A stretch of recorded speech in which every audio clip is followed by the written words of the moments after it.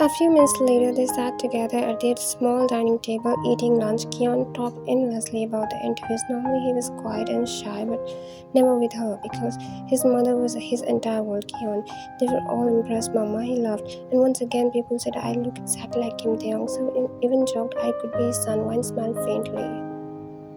Then suddenly, Kian became quiet. Kian, Mama, he looked down. He's my father, right?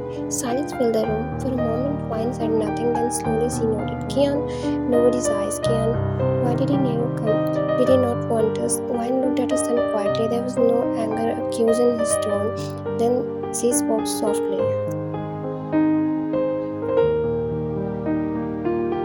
Wine, he chose his career, I chose you. He came once, asking for us to be together, but you were enough for me. Wine waited for him to shout, maybe to show disappointment or ask question, but suddenly Kian stood up, then bent down beside her chair and gently held her hands. Kian, you did the right thing, Mama. His eyes softened. I don't need anyone else. We are enough for each other.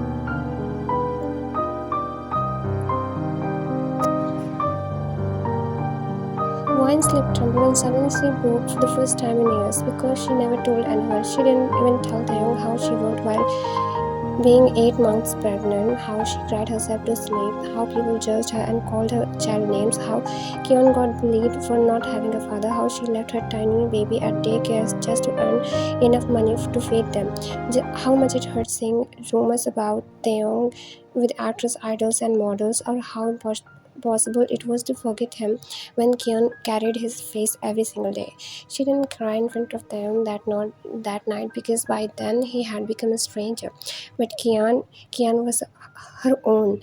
She hugged him tightly as her mother and as mother and son held each other tightly that day, they both realized something. Through all pain and loneliness they had survived because in the end they had always been enough for each other. Wyan never saw Taeyong again after that night, and strangely, he never tried to meet them again. A few weeks later, his name suddenly exploded across every news channel. It was the breaking news. Shock spread everywhere. Taeyong had terminated his contract with his agency. The biggest celebrity in the country had gone against the company that built his empire. The news became chaos for months. Court battles continued. Reporters followed every update. Fans flooded social media, and then he won. But right after winning, he disappeared completely. Rumors spread rapidly. Some channels claimed he was seriously ill.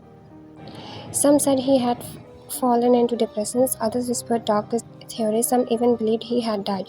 No one knew the truth, yet people kept waiting. Years passed, still they waited because legends never disappear from people's heart. Meanwhile, Vine felt nothing. She simply continued living, working, smiling, and raising Kian, loving him enough for two parents. Life kept moving forward, but even today, no one knew what happened to the global icon who once ruled the world. No one knew where he went or if he was even alive. Kim Taehyung had vanished without leaving behind even a goodbye. The end. Thank you for watching.